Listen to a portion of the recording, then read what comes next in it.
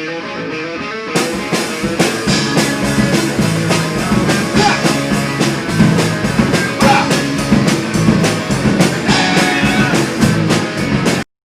and welcome back to Exit Music for a Film, a podcast breaking down some of Hollywood's most recent releases.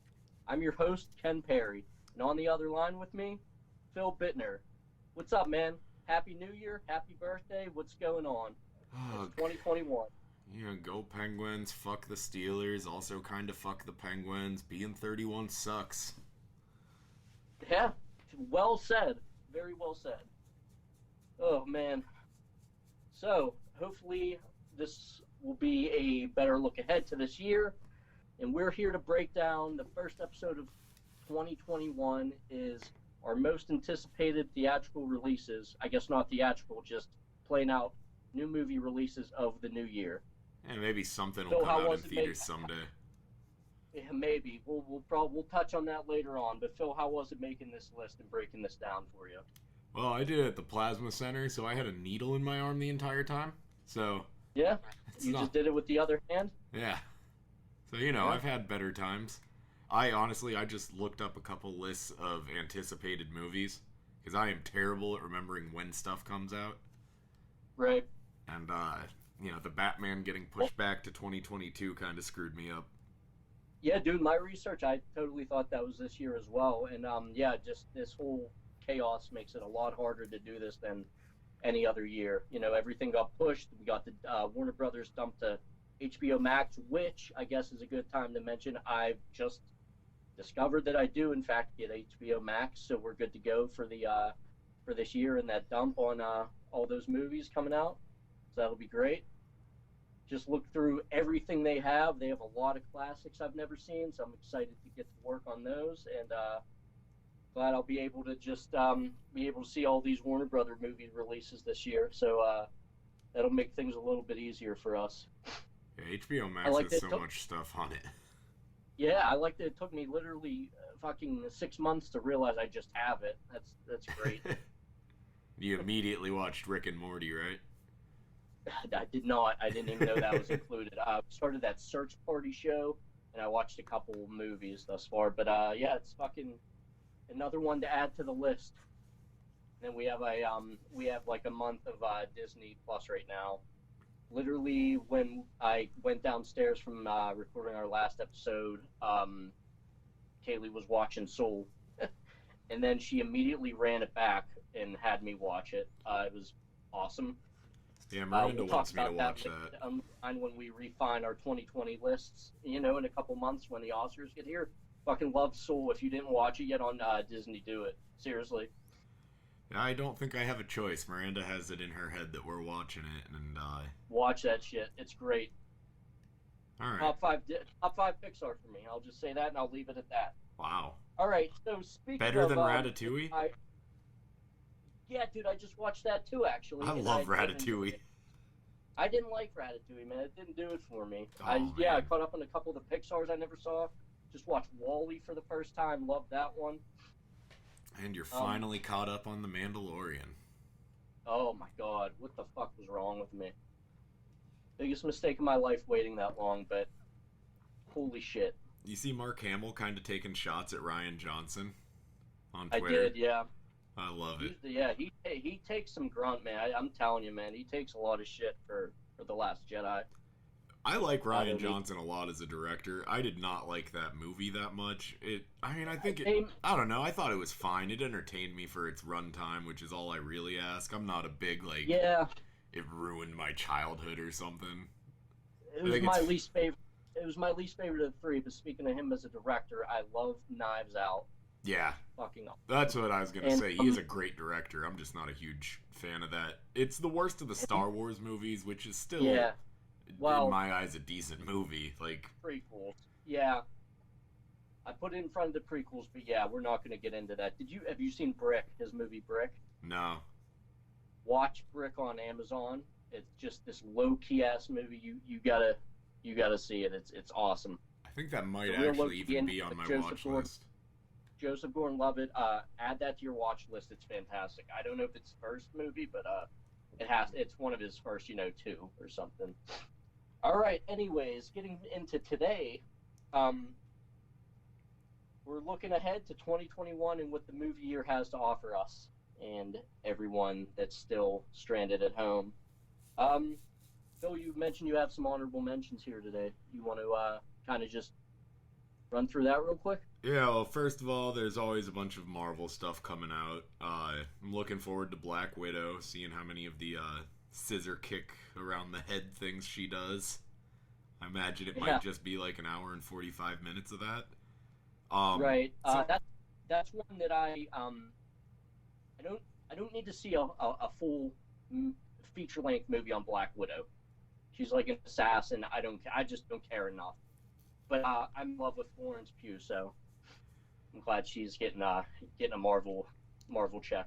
I'm excited for Black Widow because it's actually a pretty good character. Even within movies, there's an animated movie of Punisher and Black Widow, and I love the Punisher, so I had to watch that. I think it'll be pretty good. Another one I have on here that would have made this one actually could be the only reason this isn't in my top 5 is because I'm not 100% sure it's going to come out this year. The as of now untitled Spider-Man movie. Yes. And the Eternals looks okay. So Marvel has Yes, a lot. those were all on my short list, or those both were on my short list. I believe Spider-Man is definitely slated for this year sometime. Yeah, I just very wasn't excited 100% for that. sure. I really enjoyed the first two. So yeah, obviously very excited about that one. Eternals, yeah, I'll definitely check it out.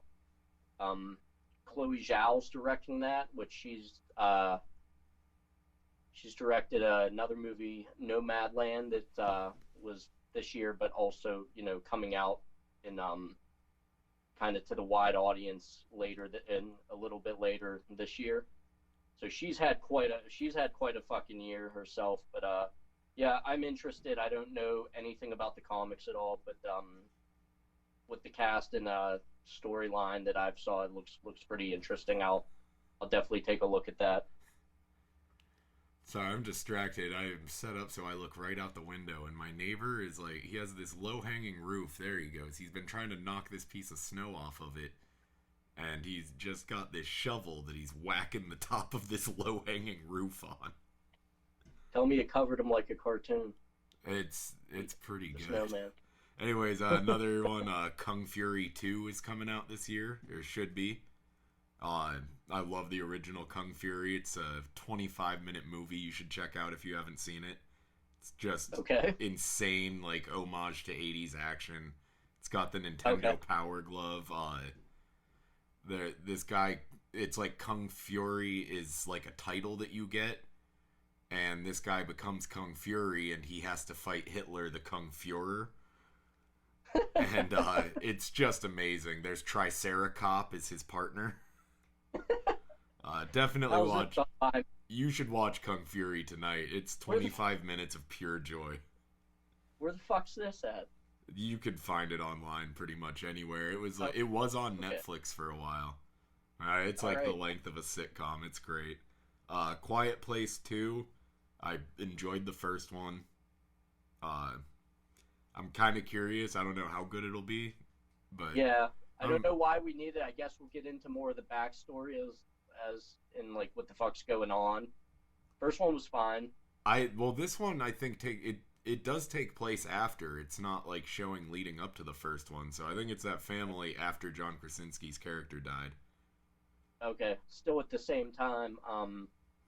Yeah, I'm just wondering if they kind of at least maybe meet up with someone that might have a better idea of why this is. I don't know how far down the line this has been going on or whatever, but yeah, maybe we'll get some answers as to what the deal is or what the monsters are. I don't know. I could only imagine. I don't know what else they would do unless it was just a straight up the same thing. And then I've got Cruella. You can see I have my dog sitting on my lap right now. I've always been a big fan of 101 Dalmatians, and I would watch Emma Stone do taxes. So. Wow. I'm the opposite on her, man. I'm super cold on her. I'm a huge fan of her, except for as was in the Jimmy Kimmel Celebrities Read Mean Tweets, the one with her cracks me up. Emma Stone looks like she always faintly smells cat piss. I haven't seen that. I thought you were gonna shout out when she's doing Blues Traveler lip syncing or whatever. She killed that. The only lip sync, the only lip sync I saw from her was the "All I Do Is Win." Okay. And that was pretty funny. Yeah, she did Blues Traveler. She killed that. I'll give her that one. But no, man, she's been recognized and she's solid in some shit. I don't know why. She's just someone that bothers me. Yeah. But I'd enjoy if they didn't put her in musicals anymore. Yeah. I haven't seen La La Land, so maybe that'll turn me fully around on her and she'll be my favorite actress. I haven't seen it, but I've seen her singing, and it's not great. I don't know why you would cast her for a musical. I also have Candyman, which I'm a big fan of Jordan Peele's work so far. Big fan of Candyman. It's just a good combination. I was going to say the only thing that if Jordan Peele wasn't attached, I would have pretty much zero interest in write it off. It's just, oh shit, we haven't remade Candyman yet. We better get on that, But I think it has with him overseeing it, and I know he doesn't, he likes to be involved. He's not directing. I think he's maybe executive producing. I'm not sure. But, really? Yeah, no, he's not directing. But I think he will keep that project on track. Yeah. I'm really looking forward to it. Okay. Ghostbusters, I'm iffy about. Uncharted, iffy about. Dune, honestly, I've never gotten into Dune, so I'm just looking forward to seeing if it's something I'll like. Halloween Kills, I really liked the revisiting. I really like this idea of rebooting stuff where you just eliminate shitty sequels and just have it take place in place of shitty sequels. Funny. I find it like, I don't care, but it's funny. It's just like, no, your movie sucked. It's right. Super disrespectful. Sorry, but, Season of the Witch. Right. No, yeah, that last one with Danny McBride, Joseph Gordon-Green, that was solid. We talked in length about this on our Corona-ween episode last October. Yeah. I'm interested. It's the last one. I went with my siblings and my brothers and sister-in-law and Kaylee. We went like 9 deep to the theater. I haven't done that since I was like a little kid, so it's probably more of the experience that got me. But I actually saw it with future guest Justin Richter and Miranda and Justin's girlfriend Ellen. Have to throw Ellen's name in. I'll see it, but it's just like, when are we going to be done with this? I mean, I guess it's never going to be done, but I don't know, man. I just always know I'm going to be coming back for more. But I'll see it in the theaters if it's around Halloween and we're able to and everything's normal by then. It'll be for a fun scare and everything. I'm not expecting the world out of it or anything, but those guys did a good job. I like the respect they have for the franchise, and I'll go check it out. Yeah, like you'll be able to tell by pretty much any movie I talk about. I'm a fan of a big popcorn movie, and that's all of the Halloween movies. And then to round out my honorable mention, I of course have Space Jam 2. Okay. Yeah. Unnecessary. It's like the 101 Dalmatians of basketball movies. Yeah, I'm just excited for LeBron James to go join up with the Monstars after the first game don't go well. Yeah. I think that's very possible. Yeah, we will see. All right, so I will jump into mine. I only wrote down 2 honorable mentions here I have. So the first honorable mention, I put this on because it's literally everywhere I find this is just to be announced. We don't know if this is going to come out this year, 2022, 2023. This was initially slated as a 2021 movie, and This was on my top 5. This was on my top 5 last year, most anticipated. So I figured I had to mention it. This is Wes Anderson's The French Dispatch. That's funny. That's my number 5. All right, then we will table that. That's awesome. Wow. I don't know much about it. I just read about it today. So if you want to talk about it, we'll get into it. We'll talk about it momentarily then. My honorable next mention number 2 is Get Back. Do you know what this is? No. So Get Back is a documentary about the Beatles. Okay. Done by Peter Jackson. Ooh. So when we're done here, you gotta look this up on YouTube. There's like a 5-minute clip that they put out. I guess it's just gonna serve as a preview, and it's just like he's in the studio, or not he's in the studio, but it's the footage is from the studio, and it has to be prior to Let It Be Abbey Road, because they're just in there making shit up and just having a great time. They're all getting along. Everyone's just having a great time. And it just looks fucking so cool. I'm so excited to just see this. If it's 5 hours, I'll watch it. I don't care. But it wasn't really interview based what they showed, but it's just those guys fucking around and making things. And they're just to see them all pissing around and being creative together was really cool. Is there a band that gets more play in Hollywood than the Beatles? I don't know, but just off the top of my head, all their movies like Hard Day's Night and Yellow Submarine. Yeah, I guess you're right. But Across the Universe, Yesterday. Yeah, no one deserves more play than them. So, what are you gonna do? But What about Fugazi? Check this. Yeah. You're not waiting for that biopic? Hell yeah. They never let it happen. I don't know what. But yeah, man, this looks just incredible, and it's Peter Jackson, so he is gonna do a good job with it, and treat it like a passion project. I'm sure. Yeah, you would hope so. If someone's gonna do a Beatles movie. Yeah, I'll take him all day with and then we'll get like 35 hours of extra shit when the DVDs come out or something. But yeah, just with the time frame that it seems to be, I'm gonna guess it's around what came before Abbey Road. Was it the White Album? Probably like between White Album and Abbey Road or something. I don't know, because unfortunately Yoko's around. Yeah, but it just looks like they're having a good time and they're still into the band and doing the thing. I just hope they include a scene of the show where John Lennon was playing with Jimi Hendrix and shit, and Yoko's up there, and then for some reason just starts doing these screeching noises into the microphone while playing tambourine. Have you seen that? I have not. It's like partway through she decides she's not getting enough attention and she just starts shrieking. What a bad hang. You could tell Hendrix is kind of looking at Lennon like, dude, get your girl, buddy. Well, that's what Get Back. The song Get Back is McCartney wrote that about her. Like, get the fuck out of here. Oh, get back. Get out of this. Yeah. That makes sense. He said that on Stern. He said he was just right that he would watch her sitting on fucking John's amp and just, what the fuck are you doing in here? Get out of here. That's awesome. That's harsh, because McCartney comes across as the nicest guy in the world, too. Yeah.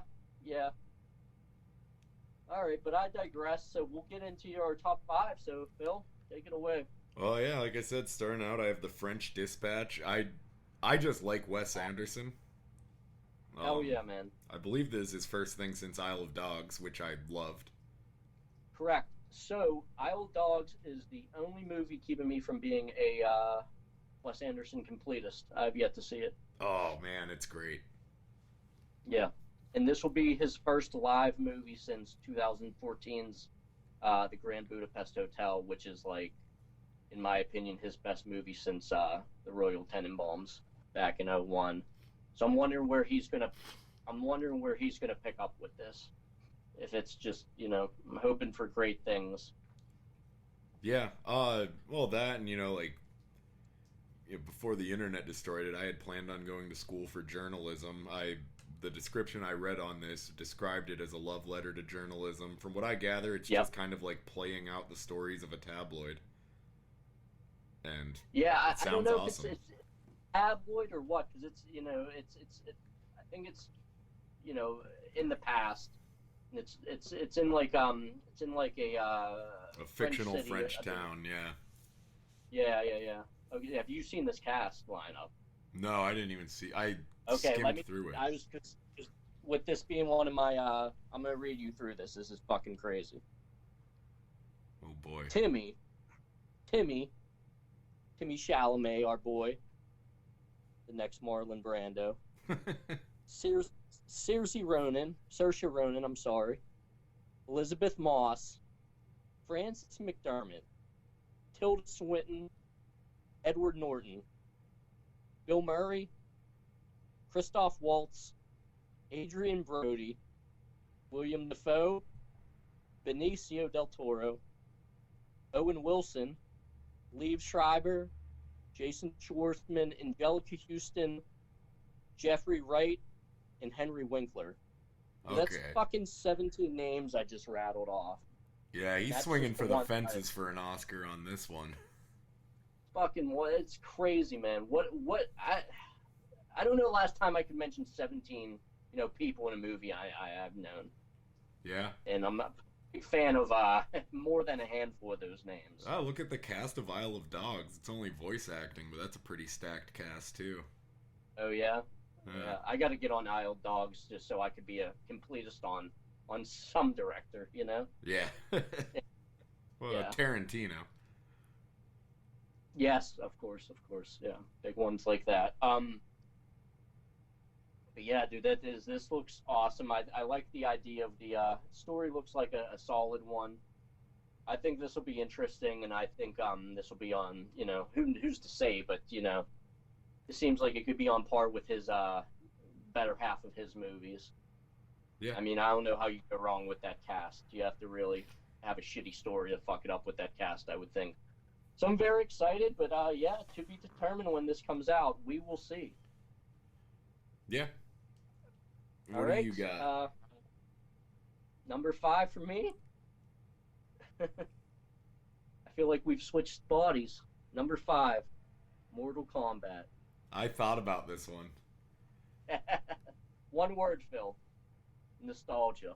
Yeah. This is probably, more likely that this is the most important piece of IP of the first 10 to 15 years of my life. Yeah, I mean, how many fucking times did we watch the original at Sal and Nick's? That's what I was about to say.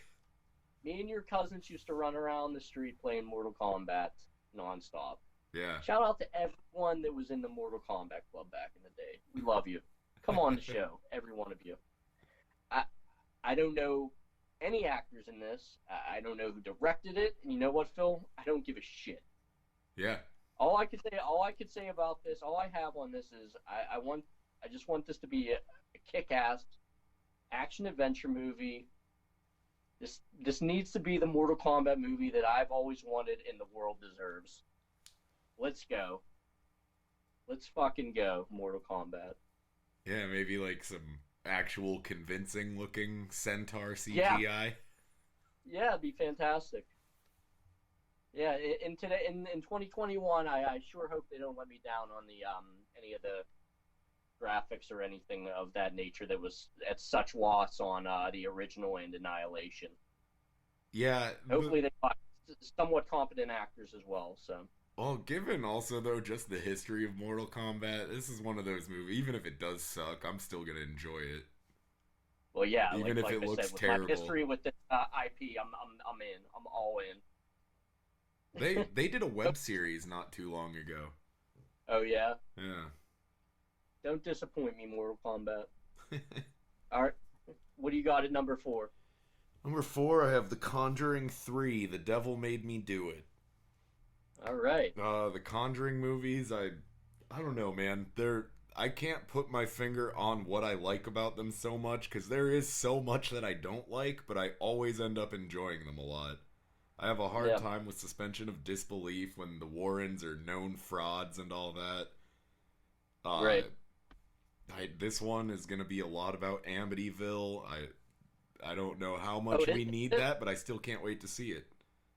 Is this what is it going to focus on Amityville? I'm pretty sure. That was everything I've read about it. I didn't reread this one because I had already been aware of it. like all the descriptions, but yeah, I guess I should have done that. I'm sure. Yeah, I don't know. No, yeah, I'm just curious to see if they can do it well. yeah. I just don't know how is this not just a another Amityville movie? You know, I hope they do something to make it like you know significant that it is. They show that it is some type of.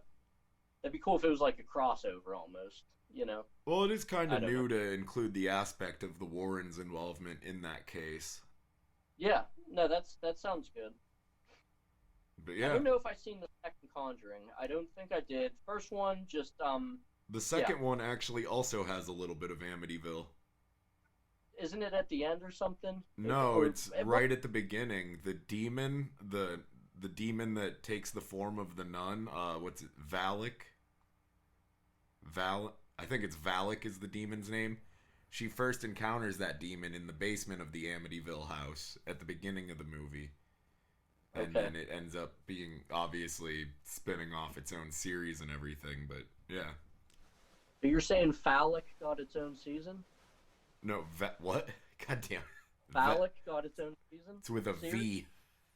Oh, I thought you said phallic. Okay. That would be a lot better. That's scary. All right, yeah. So if it's a slow October, I'll check it out, I guess. I'm down for the Amityville shit. All right, that was your number 4. And before we get into our top 3s, I just want to mention that today's episode is sponsored by Jordan's Thrift Store. Need something more? Go to Jordan's Thrift Store. All right. Number 3. Wait, you're on number 4 still. Oh, no, my number 4. I apologize. Look at that.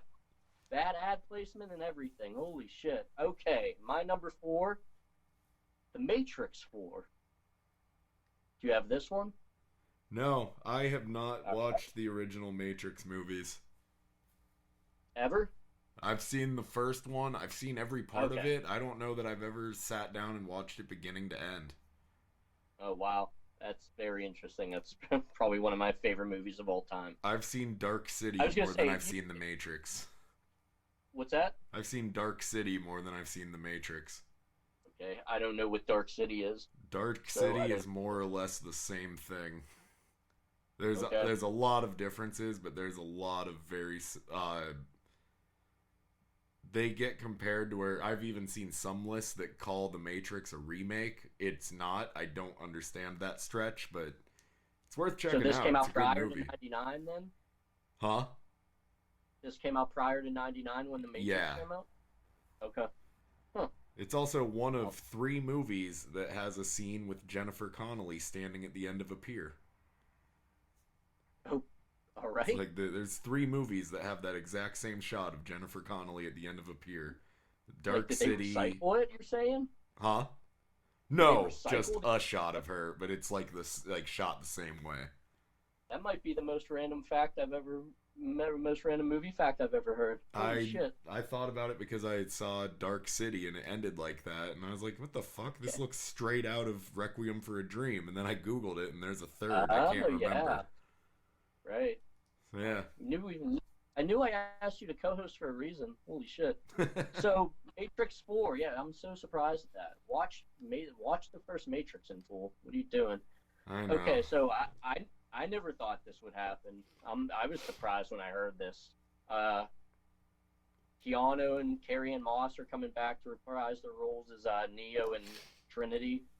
IMDb doesn't have Lawrence Fishburne included. I don't know, maybe it could be a surprise, or maybe he just wasn't, down to do it. Yeah.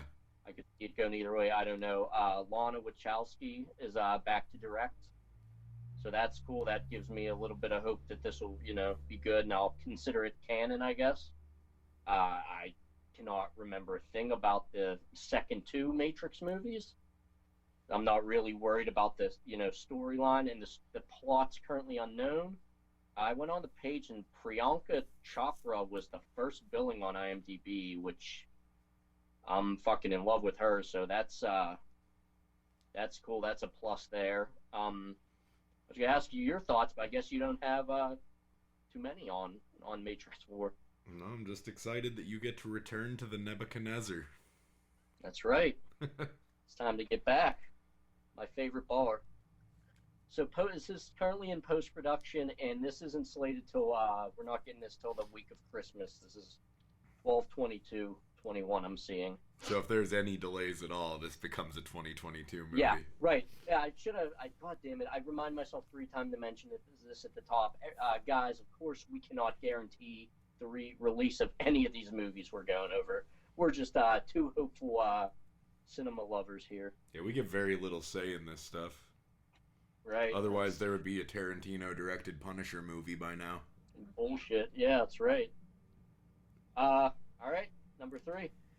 Number 3, I have Terrifier 2. I think I told you about Terrifier. Did you ever get around to that yet? I have not. Great slasher movie. Ridiculous, over-the-top kill scenes, overly gory. Pretty much everything, at least that I want in a slasher movie. I think Art the Clown, he's already on a cult status, kind of working his way into the iconic slashers of cinema. And I think that this one actually having a following going into the making of it. There's also, before Terrifier, there's a movie called All Hallows Eve that's kind of an anthology film. And Art the Clown is kind of the thread that ties them together. So this is actually the 3rd movie featuring that character, 4 if you include a short film from before All Hallows Eve. But, it's, it's not the best movie. I could admit that, but I just am I love the original Terrifier. It's got a lot of claustrophobic moments.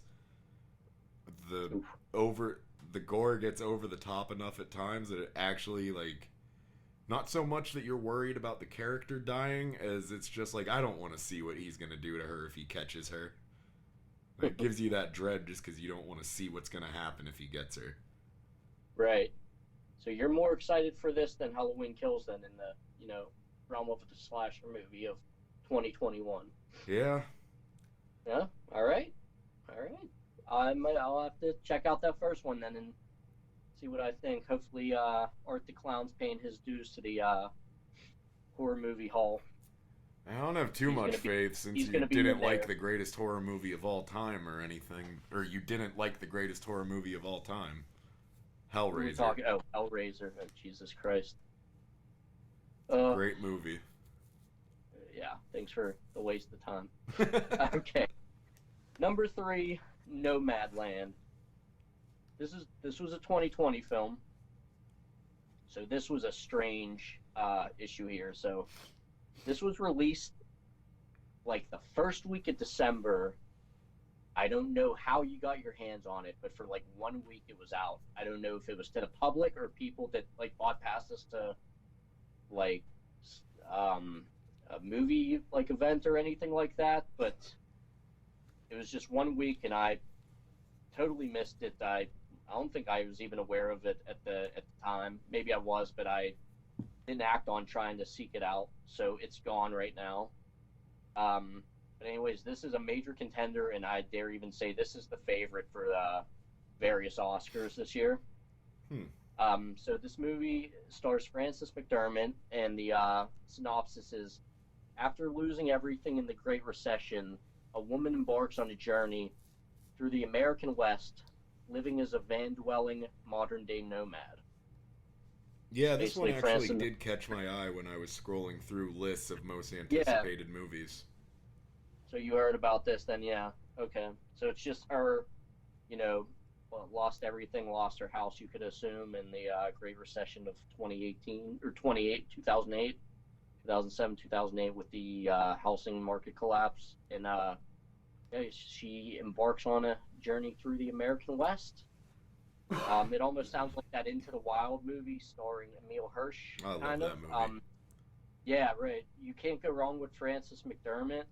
Directed by Chloe Zhao, who's also doing The Eternals, like I said earlier.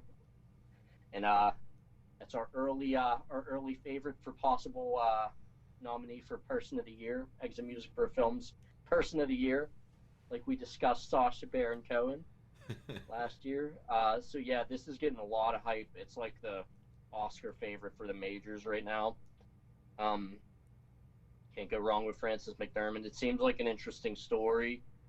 And so this is looking like it's going to be released to the public sooner rather than later. It's looking like I'm seeing February 19th. So it'll be prior to the April Oscars telecast. So. I guess one I should say as honorable mention, it's already out, but I haven't seen it yet. Promising Young Woman. Yeah, I haven't seen that yet either. It's another one with a lot of hype. Kaylee wants to watch it. I don't even know where to find it, but Amazon Prime. You have to. We might be doing a Nomad episode coming up. Yeah. Mm-hmm. Yeah, sorry, that just popped into my head because I realized I forgot about that, and me and Miranda were talking about watching that, like maybe tonight. Totally. Where's it? Do you know where it's at by any chance? You can rent it on demand on Prime. Okay, yeah. You know, the $20, 48 hours thing. Jesus, yeah. It's rough. Yeah. Might do it. Yeah, who knows? I didn't know if it was on one of the streamers or what. All right, Phil, number 2. Number 2, I have The King's Man. This is a prequel to the Kingsman movies. Okay. It takes place in the early 1900s. They do also have a third Kingsman movie and the spin-off Statesman coming out. I'm just a huge fan of this franchise. I'm excited to see kind of going back. I would assume this is kind of the origins of the Kingsman agency, whatever you call it. Yeah, I don't know. I love these movies. They're basically like our James Bonds. I have not dove in at all to this series. Oh man, it's so good, and they're pretty over the top. They've got all the gadgets. They're funny. Very like stylized violence. One of them, the villain is holding Elton John hostage and makes him play for her. You've got to see these. Yeah, I'll definitely take a look at I'll definitely watch the first one. It is more or less, I'd describe it as James Bond for millennials. And yeah. So I'm excited to see them kind of dive into the origins of the agency that is the Kingsman. Cool. All right. Number 2 for me. Another one that was on my list last year. The Many Saints of Newark. Know about this one? Nope. All right. Is that Mark Wahlberg? No. Haven't heard of it. This is a Newark. He's from Boston. Yeah. So this is a look into the formative years of Tony Soprano. This is a movie prequel to The Sopranos. Oh, maybe once I watch it, I can finally watch The Sopranos after. Oh, so listen, I wanted to take a moment here. Most important part of the podcast right now. Phil, the crowd's dying to know. Listeners are dying to know. When are you going to dive into the greatest series of all time? You know, Miranda's really the holdup on that. Every time we're in between shows, I suggest we could start The Sopranos right now. Part of the problem is that HBO Max isn't compatible with the Fire Stick or Roku. So, okay. And I keep the consoles in my room that I do my recording and stuff in, and Miranda doesn't like coming in here. So that's our big roadblock. Shit.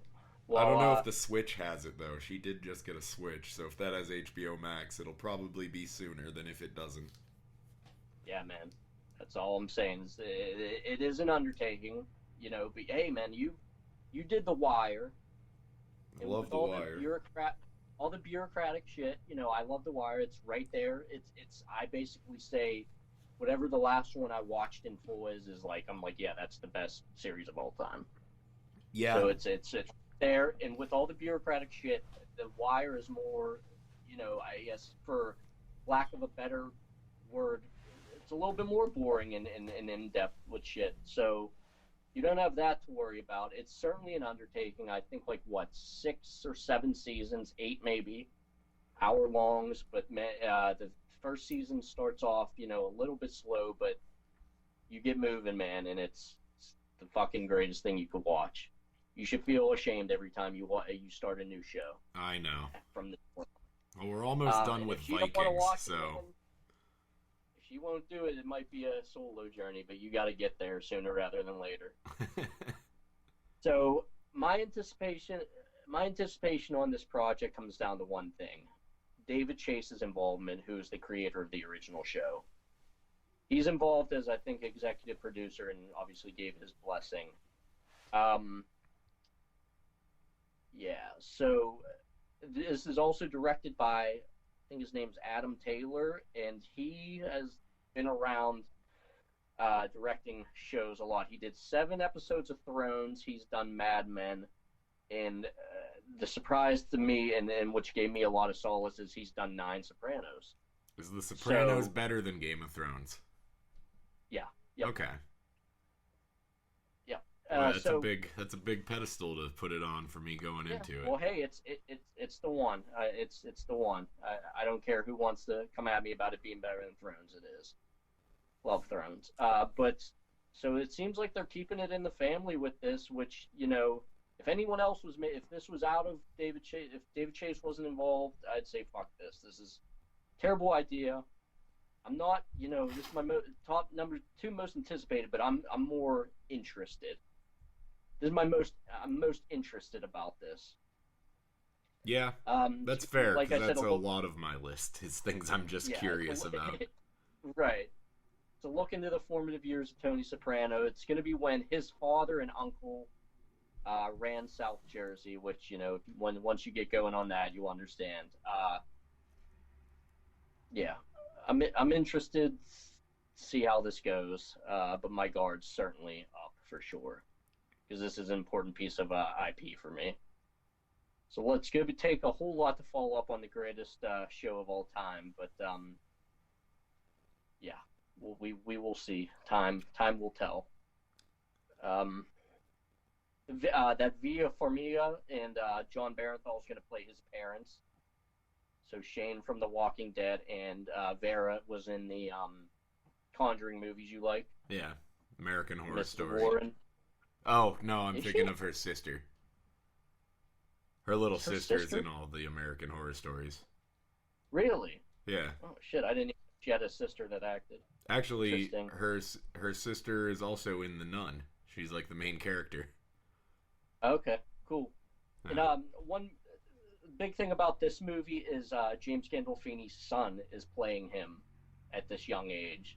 I think so I did hear about that. Like it's kind of cool to see the stills and everything. He obviously looks a lot like him, and he's supposed to be like, I guess, like high school age at this point.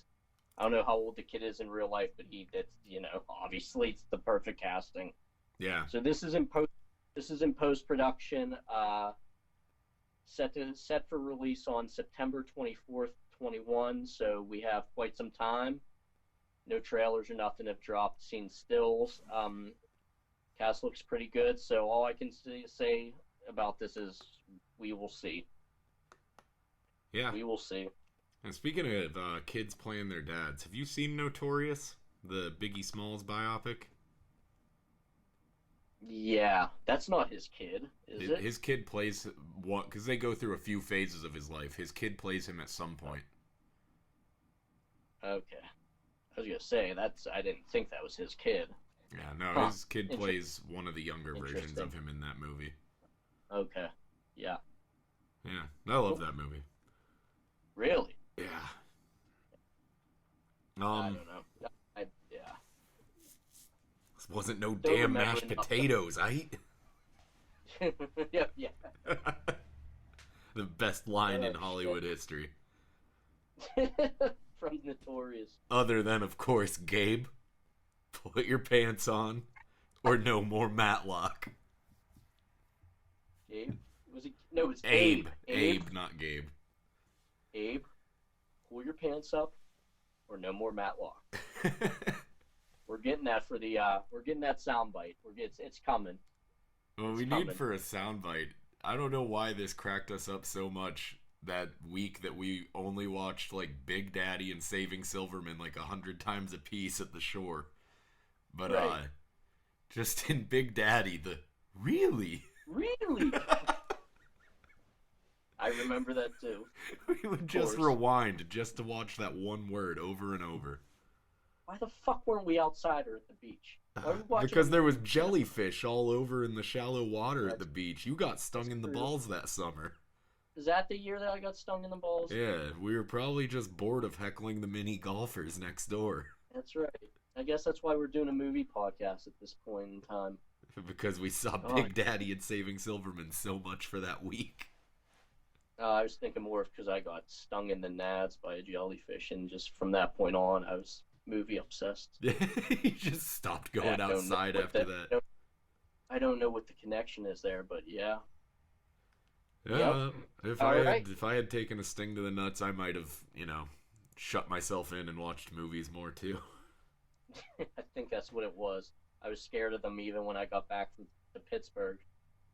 Yeah. Didn't take a shower for months. It's a tough place to get stung too. Hard to pee on yourself there. Yeah, right. Right. Speaking of the number one most painful sting of my life, Phil, what is your number one most anticipated movie of 2021? Well, to us that summer, jellyfish were kind of like monsters, which makes his appropriate because my number one is Kong vs. Godzilla. Oh yeah. Oh man, I wanted to put it on.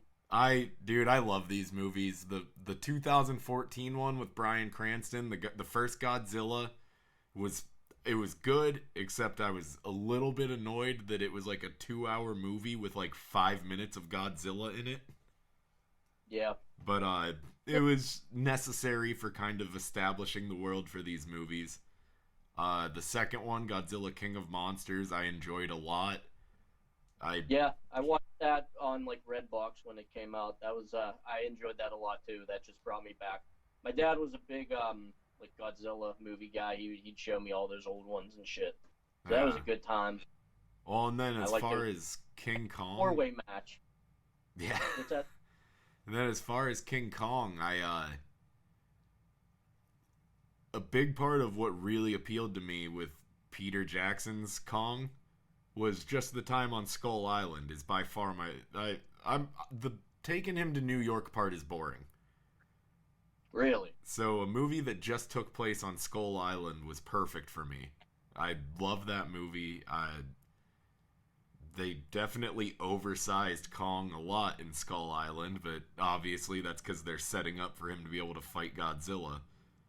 But right. I've always liked the big kaiju movies, and I even every once in a while will throw on Godzilla 2000 with Matthew Broderick. Oh shit! I never saw that after I saw it in the theaters. I loved that movie when it came out. I even had the Taco Bell shirt with the dog saying, "I think we need a bigger box." I remember nothing about that except him looking insanely bad and Brain Stew being the theme to it with Godzilla mixed into it. Yeah. Remember the better version of that song, Brain Stew by Green Day, yeah, with Godzilla yelling mixed into it. Yeah, I forgot about that. Jeez. I love that they're just doing they're setting up a Godzilla cinematic universe kind of deal. I love it.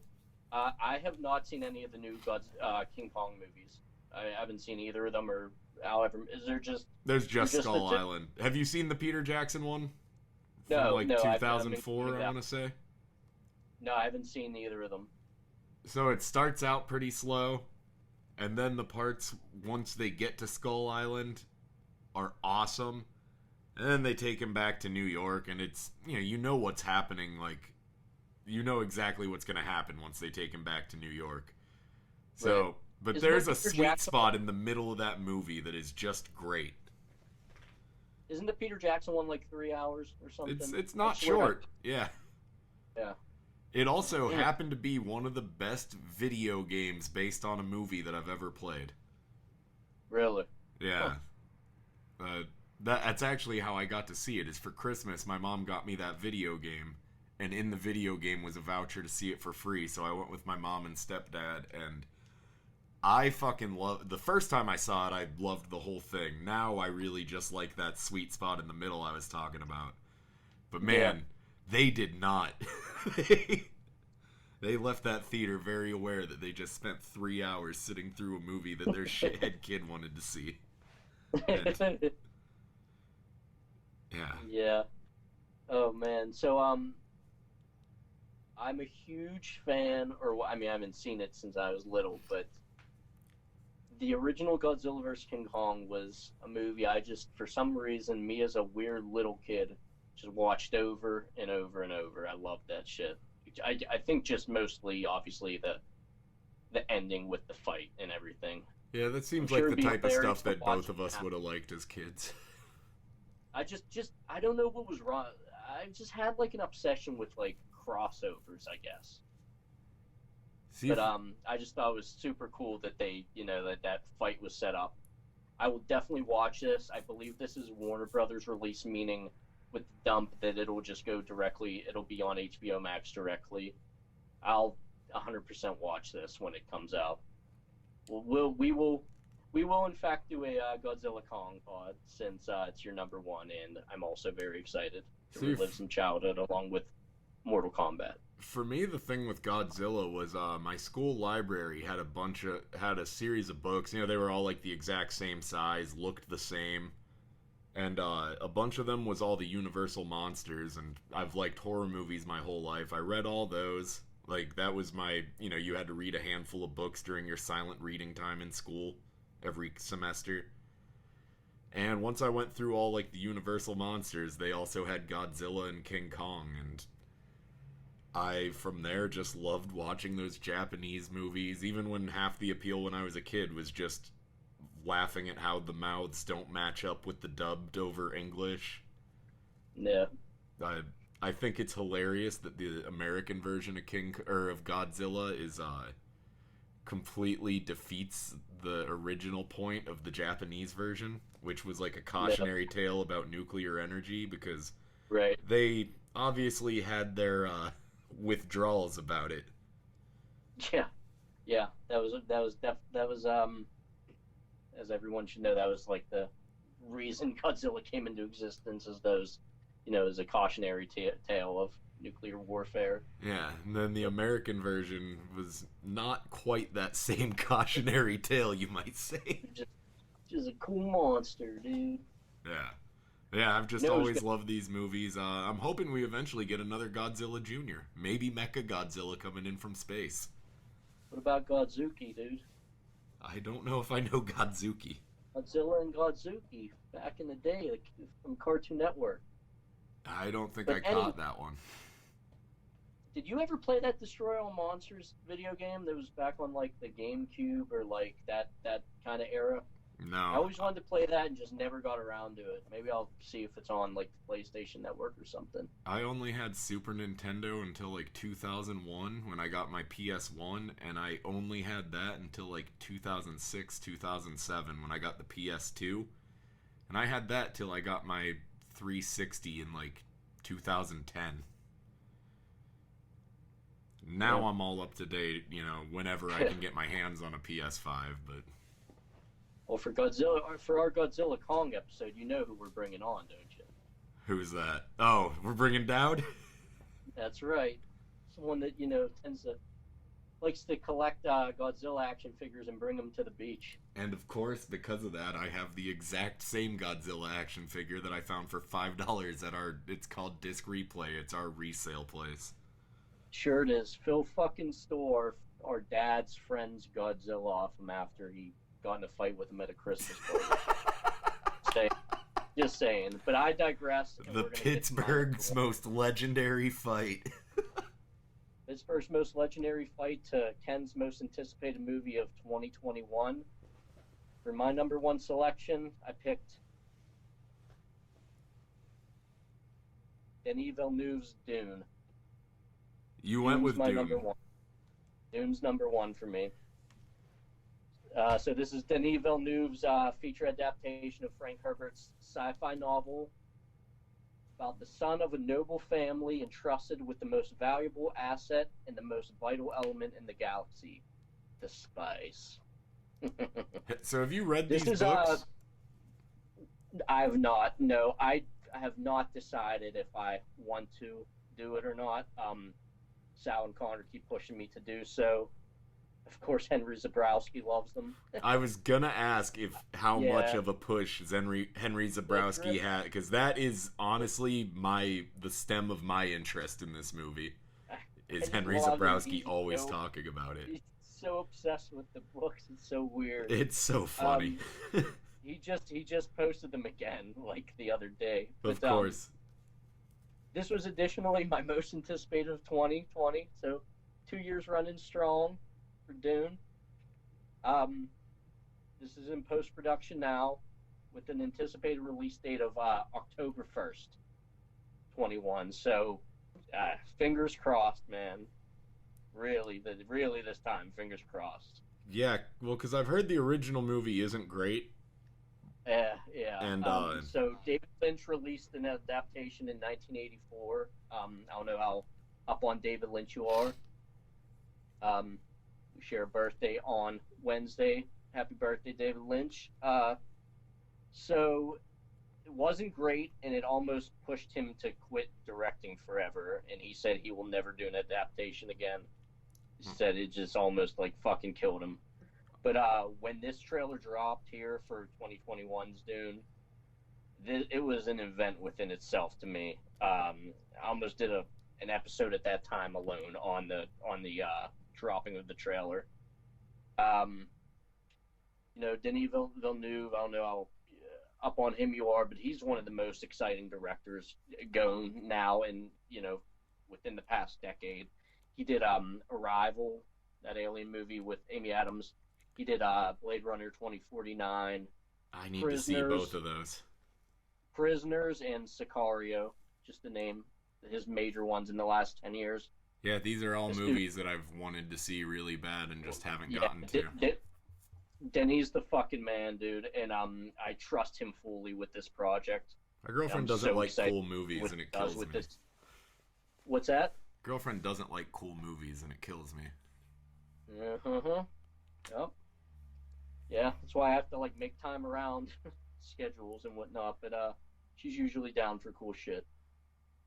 Yeah, but I trust him fully with this, and I'm excited to see where he takes what his take's going to be on this story. I only saw David Lynch's version once, and it was fucking really bad. And I'm gonna do my best to get further acquainted with the Dune story, whether that means picking up the novel or maybe watching some YouTube shit or something. But I'm super excited about this. One word that comes to mind is this looks like have you seen the trailer? No. Yeah, watch the trailer after this. This just looks like an epic, of Star Wars proportions. Cast is unbelievable. Zendaya, Timothy Chalamet again, Jason Momoa, Josh Brolin, Oscar Isaac, Dave Bautista, Stellan Skarsgård, and Javier Bardem, just to name a few. Which Skarsgård is that? What's his name? Stellan Skarsgård or whatever. I'm just wondering if that is the one from Vikings. I don't believe it. He's the older one. He's like an older dude. He's in a bunch of. Look him up. You'll know him. He's in a bunch of shit. Yeah, man. Denis one of the major directors in the game right now, and all credit to him. He's the man. He's a big leaguer. But I think if this goes well and he ends up doing, 2 more or whatever this series is going to be, this is going to push him to be a fucking superstar. He's going to be on the top levels if this goes right, because he has the movie back catalog to back up taking on something like this. So I'm extremely excited for Dune. We just unfortunately have to wait. We have to wait till October 1st, apparently 2021. But yes, Dune is once again for the second year in a row, my most anticipated movie of the upcoming year. Yeah, no, I'm really looking forward to liking it, probably enjoying it, and then having a bunch of people who read all the books and love the series hate it and tell me why I shouldn't like it. Yeah, hopefully maybe we could get someone on that has read the book when we do Dune. maybe I'll have read it by then. Who knows? Yeah, we'll get Sal. Yeah, maybe. Yeah, I know he's super excited about this one as well. Yes, looks incredible. Definitely watch that trailer when you get off here. But yeah, that wraps us up. And you know, as far as movie theaters go, we touched on it a little bit last episode. I don't know. I'm not too, positive about what's going to happen, and we guess we'll just see. Hopefully by the end of the year, hopefully by October, November, December, we're back to semi-normal, and the theater experience is an option again. It's so funny because being in Iowa, I'm pretty sure the movie theater is open right now. Yeah. You guys suck. I walked my dog earlier, and there was people down at the bar at like noon when they opened. Yeah. Well, yeah, there's people going to the bar here and stuff here, but I just, yeah.